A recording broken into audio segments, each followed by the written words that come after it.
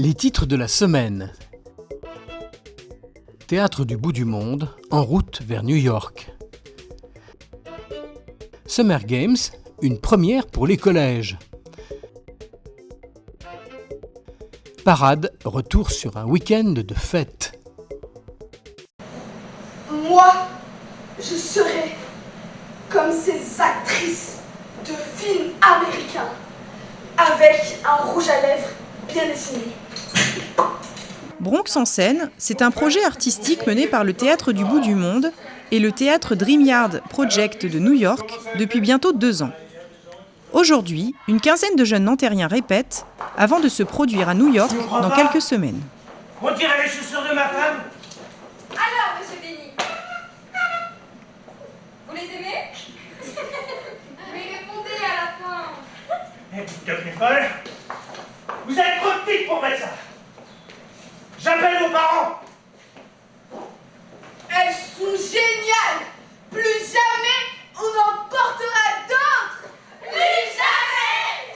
On a vraiment créé un collectif de création et on a pu avoir la possibilité de que chacun évolue avec ses différences, avec sa manière différente de jouer, de voir le monde et de constituer un groupe avec ces êtres très différents. Dans la vie de tous les jours, on est coincé, qu'on ne peut pas s'exprimer, qu'on nous oblige à être comme ça et pas autrement. Du coup, sur scène, c'est là où on peut vraiment se donner à fond et tout, et c'est génial. Être moi dans la vie de tous les jours, c'est pas franchement ce qu'il y a de plus réjouissant. Donc, pouvoir être quelqu'un d'autre, juste le temps d'un petit moment comme ça, j'adore ça. Qui êtes-vous? La pièce qui sera présentée fin juin à Paris et début juillet à New York est une adaptation du texte « La petite fille de la rue Mango » de Sandra Cisneros. C'est la confrontation des jeunes face au carcan de la culture. Et donc, évidemment, on parle d'immigration.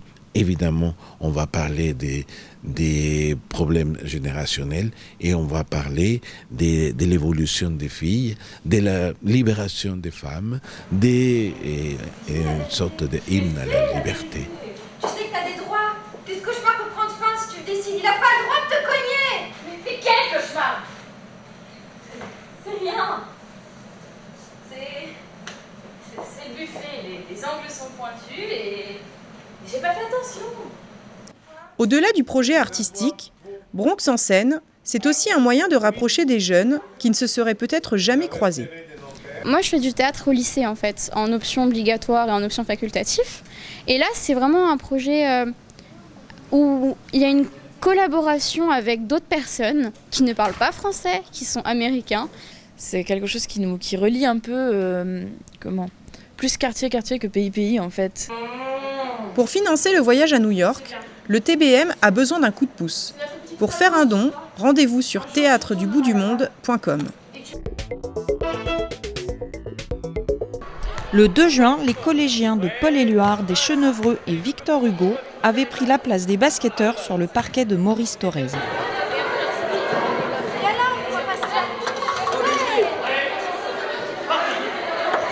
Au programme de cette journée sportive, les premiers Summer Games nantériens. Les élèves ont 9 activités ce matin à réaliser. Ils tournent par petits groupes, par petites équipes de 7. Et cet après-midi, il y a un grand tournoi avec tous les collèges, pareil, où on pourra après départager quelle équipe gagnera le tournoi. Vous êtes là pour gagner ou pas? Évidemment, toujours. Une initiative du service municipal des sports à destination des collèges de la ville. C'était pour mener une action en direction des collèges, pour créer du lien entre le service des sports et les collèges, pour créer du lien entre les collèges entre eux et entre les jeunes des différents quartiers de la ville aussi. Je trouve ça vraiment très bien qu'on nous propose des activités où on se regroupe entre collèges parce qu'on se voit de temps en temps par l'intermédiaire de l'UNSS, mais c'est vraiment très peu. Et là, du coup, de voir d'autres gamins d'ailleurs, d'autres collèges, c'est vrai que ça crée du lien entre les collèges. Et ça peut nous permettre peut-être après, plus tard, nous de notre côté, sans l'intermédiaire de la mairie, d'essayer d'organiser ce petit genre d'événement. Donc je trouve ça vraiment très intéressant d'avoir proposé ça. L'objectif aussi à travers cette manif, c'était de leur faire découvrir des sports qu'ils ne pratiquaient pas au collège pour pas avantager certains collèges. Par exemple, il y a des collèges où il y a des classes basket, si on fait une manif basket, obligatoirement on va avantager la classe basket. Donc on s'était dit, pour que ce soit le plus sympa, faire des sports un peu nouveaux. J'aime pas trop les jeux comme ça, collectifs et tout, mais c'est trop bien, on s'amuse beaucoup, on a une bonne équipe, c'est drôle et on découvre des jeux qu'on connaît pas forcément. La suite en bref. Des sourires, de la bonne humeur, des applaudissements et même quelques gourmandises, c'est tout cela Parade et c'est en images.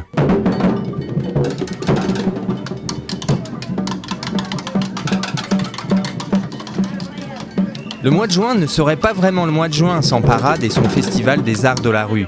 Pour sa 27e édition, ce fut une avalanche de spectacles, des averses de clowns et des inondations de bonheur dans le centre ancien. On m'a fait une coiffure qui était un peu rigolote, un peu chatouilleuse. Et j'aimais bien pour la petite coccinelle et l'oiseau. Et puis c'est vrai qu'à chaque fois on n'est pas déçu, il y a des bonnes compagnies je trouve sur le festival. Déjà de nous revoir un petit peu, de se voir entre Nantériens. Donc je connais un peu la parade que je trouve extraordinaire. Plein de couleurs, c'est magnifique. On a plein de surprises partout. Chaque année ils viennent ici, on attend, c'est pour les enfants, ça fait du bien et on est ici ensemble, on rigole, on se balade. Les arts de la rue, il y a une belle mixité des populations, beaucoup de jeunes, donc je trouve ça intéressant. D'autres festivals sont très axés sur les professionnels du milieu et là il y a vraiment de tout et c'est cool. Parce que c'est un lieu commun et donc il est temps qu'on se le réapproprie et les événements comme celui-ci le permettent, donc c'est un bon projet pour moi, il faut soutenir. Et parmi tous les spectacles, l'un d'entre eux a une particularité. Cirque Slex & Sueur de la compagnie Les Têtes d'Affiche a été choisi par des enfants nantériens lors d'un voyage au festival de Châlons dans la rue l'été dernier.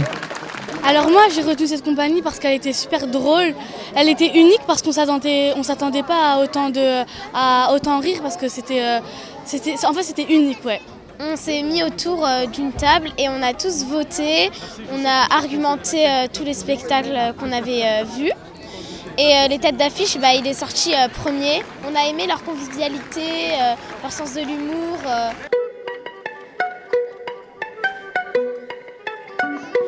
Le temps passe décidément trop vite. Parade, c'est déjà fini pour cette fois. Vivement l'année prochaine, même heure, même endroit.